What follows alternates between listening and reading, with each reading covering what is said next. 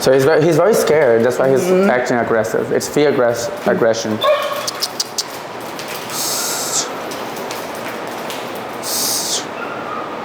Good.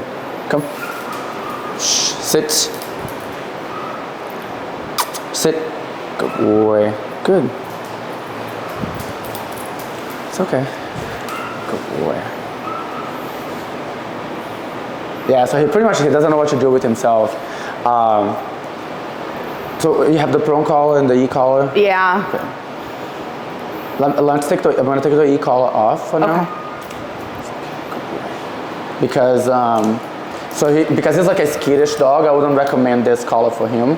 I haven't used it much. The other trainer had used it on him, but I feel like when I use it, it makes him worse. Right, because he's very edgy already. Because he needs to feel secure for him to stop being aggressive in the first place. Yeah. So it's we want to correct and give directions, but mostly we want to also use methods that don't make him feel like he's doing something wrong. Okay. Because without teaching him another way, showing him another way if it makes sense. Okay. Because all the aggression that he has is coming out of fear. So like here, like I can trust him completely. Like it's more of like that reaction of like there's something scary, I'm gonna bark at it until they go away. And he's young, so of course this can turn into something more serious because fear aggression, if the dog learns that this aggression scares everybody away from him and he gets older doing this, he's always gonna feel so confident that all he needs to do is attack them before they attack him. Yeah. So it can turn into more serious aggression.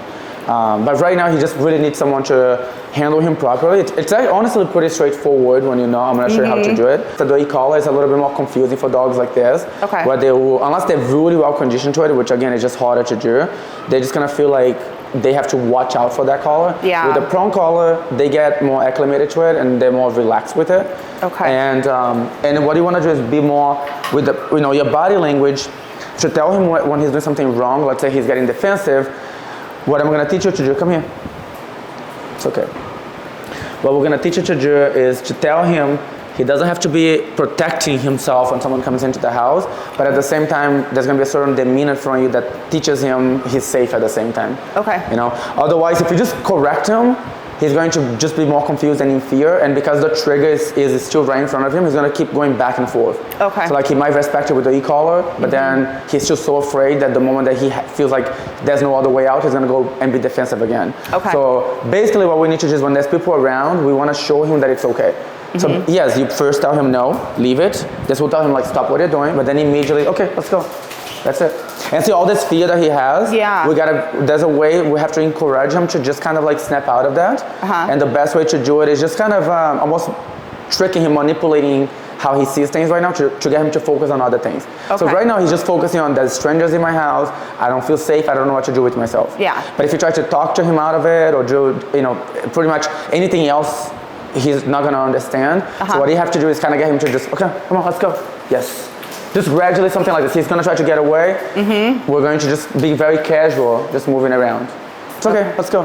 So we're trying to create a neutral environment. So there's two new people in the house that he has never met. He's nervous, but we see like right there he's looking like, what do I do? Yeah. Do I defend myself? Do I run and hide right now? Because he feels like he can't defend himself anymore. Since I took over the leash, he's confused. He's looking for a way out. He's just trying to think what he can do to get out of here. Okay. So we want to kind of just teach him to just move around and be casual. And of course it's like, you don't fix this by just doing something like one time and getting it over with. It's something that the way you handle him on a daily basis, you will see improvement every day if you take him out and you handle him properly. But it's a matter of every interaction. So every time someone comes over, you have him on a leash already, you're prepared. When you go out in public, the same thing. What he needs is really a lot of hands-on experience, like practice, So like more people, he needs to be around more people so I can show you every time there's a person coming around you or more people, if they run or if they talk to you, if they shake hands with you, how to handle all those situations. Yeah. Because he's going to start to feel more secure. He's just a very fearful dog. So once he sees that he can trust, which he'll see for himself, if you handle him properly, you put him in a position where he has a chance to see it. He sees that someone can come and shake your hand, nothing happens. Someone comes into the house, nothing happens. So that each time it happens again, he's like, oh, okay. I know what to expect from this. It's not a big deal.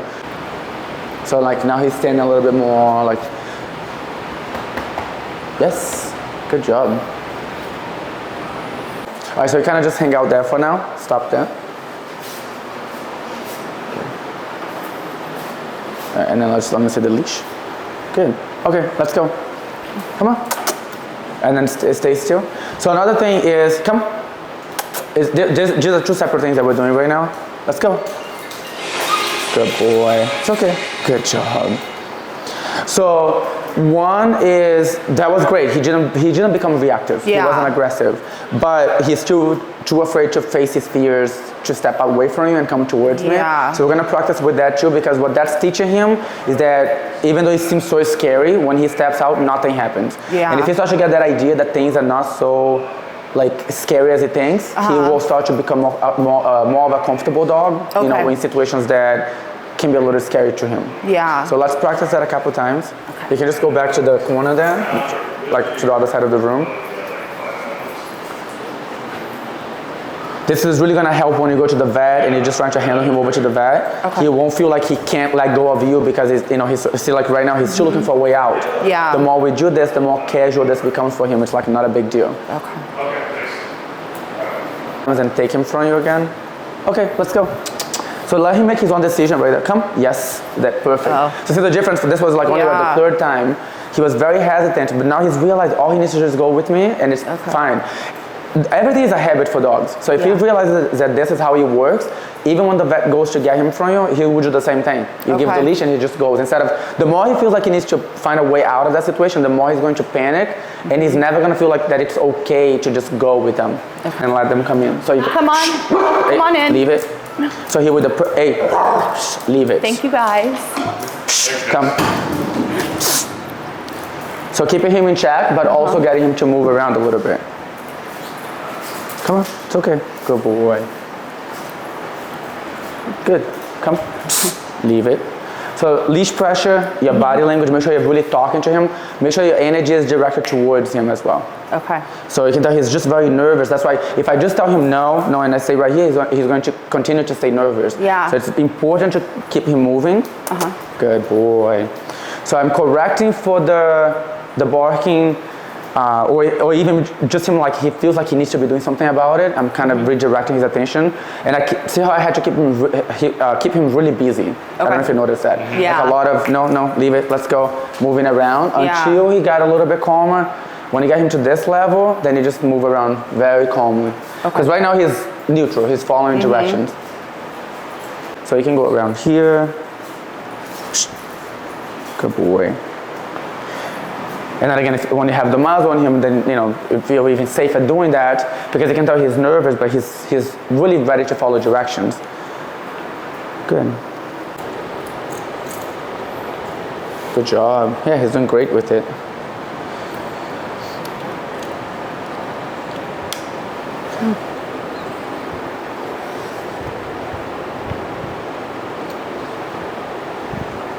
Yeah, and then when he has the muzzle on, you basically come. Good boy. You can kind of just bring him there and let him hang out. He's actually looking for comfort with anyone right now because he's a nervous dog. So he's kind of like leaning towards anyone. Come. It's okay. Come. Yes. Good boy. It's okay. You can. So if someone's going to pet him here, put him like this. Make sure that you're telling him what to do. You can pet him right there because he's going to be nervous at first. It's okay. Good boy. It's okay. Good job. Leave it. You can keep petting. Yeah, because right now, so letting him kind of like, he's going through his fear right now. It's what I did before when I patted him. Starting to lay down, relax. Now this is going to be really interesting because you can tell he's very nervous. But the way that he's going to learn is based on repetition. So the more he goes back there and gets petted again by the same person, the faster he recovers from the fear that he has of her. Okay, let me walk him away. And then what you do is you always walk the dog away. Come. Good boy. Then we're going to bring him back so he sees that it's not a big deal to walk back there. Yes. Good. You can pet him again. So again, for him, this is very straightforward. Some dogs, this is way more difficult for them. That's why every dog is, those steps that you're going to take, it's a little bit different. And how fast you progress with them is a little different. Good. Okay, let's go. And also, like when you're calling him away, it's like he doesn't feel like he escaped from that situation. Yeah. He goes there, and then you call him up. It's just like a normal everyday thing that he's doing. Okay. So the homework could be, as far as people coming over, by the way, so you let them in, you kind of have him under control like this, walk him around a little bit. After that, you're just gonna drop his leash. Okay. Okay, so you guys can move around, do whatever. If you feel like he's getting, you can always hold on to it. It doesn't have to be all done the same day either. So always keep this in mind. You do enough that you feel comfortable, the dog is actually getting more comfortable. Okay. But then the next step forward is dropping the leash. He has the muzzle on, he has the collar and the leash on, but he's loose. So if he starts to stare at someone, or maybe bark or growl or anything like that, you're going to grab the leash again, let him know, and then just go. And kind of reset him. Oh, okay. You know? Because you want him to become casual moving around. See how he's trying to hide right now? Yeah. Just move around with him and just have him walk around. Good. Because you want him to not feel like he needs to be like right next to you like this either. That's good. If you guys call him back and forth from each other, that's great. Yeah. Yeah, so once you keep the muzzle on for a little bit longer in the house, he'll get more comfortable with it. Yeah. Striker, come. Good boy. Maybe back up a little bit and then call him to you. Right there. Sit. And then give him the treat. Yes. Good. Down. Good job. So again, the treat will only be appropriate once he's already under control. There's two main reasons for that. One, if the dog starts to get treats like this and it's right from the get-go, what's going to happen is he's going to get too distracted with the treat and it may look like he's okay. Or even if he does warm up to the person, it tends to confuse the trainer, the owners, because every interaction has to be controlled. So if you cannot rely on the treats to be effective 100% of the time, I don't want it to be a distraction. Okay. Basically, like you don't try to immediately force treats on him and then he's already reactive. Yeah. You know, because it's not going to work. He's not going to stop being reactive when someone randomly just shows up at the door. Okay. So have him on the leash. You guarantee you get him to this level.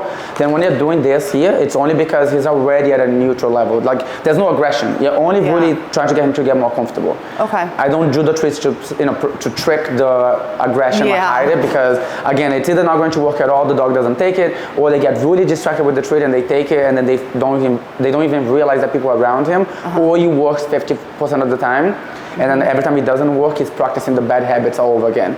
So you want the aggression, you want to stop 100%. So that's why you don't ever bring the treat out until he's already calm. Okay. Then you want him to just get more comfortable. Then this is a good time to give him treats now. Do you want to call him again? It's okay, let's go. Come on. Yes, sit. And always, see, I can tell he's getting a little unsure. I step in and just get him to focus on something different. Because he's looking at her, not at the treat anymore, not at the commands. He's looking at her, like, why is this person near me, you know? So you as the owner, too, always step in because you're the one that he's more comfortable with. Okay. And then just bring him back there. Okay. Just kind of resetting his mind, put it in a different place. Yes, good. Good job. And always watching closely to see, again, the main thing that you're gonna notice now if he gets uncomfortable is fixating on her. Okay. If it starts to look like, almost like, whoa, why is this person here? You know, you wanna step in and redirect his attention. Okay. You can quickly bring him back to this level again, but if you let it escalate, he's going to get triggered and then he'll become defensive. He'll feel like he needs to bark at her for her to back off, you know? Good, and then just pull him away. Good. And he's doing very good so that you can just casually normal walk around.